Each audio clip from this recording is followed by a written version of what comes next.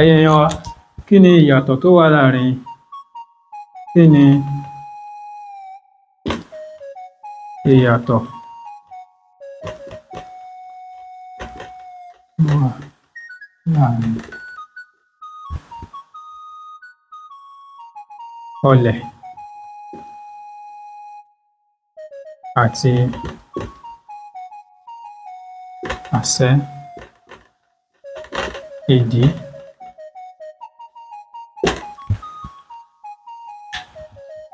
Ẹ̀yin èèyàn wa, kí ni ìyàtọ̀ tó wà láàrin ọlẹ̀ àti àṣẹ ìdí?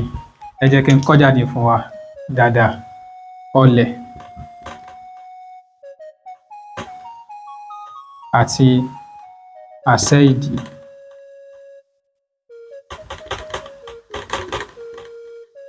Ó dà pé wọ́n máa ń lò ó dáadáa ní ọ̀pọ̀ ìgbà, ṣùgbọ́n ọ̀pọ̀lọpọ̀ wa máa ń gbọ́ ní a ò mọ̀ ìtumọ̀ rẹ̀.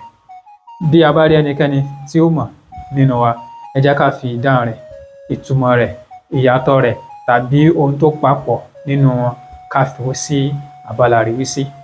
Ẹ ṣeun, a dúpẹ́.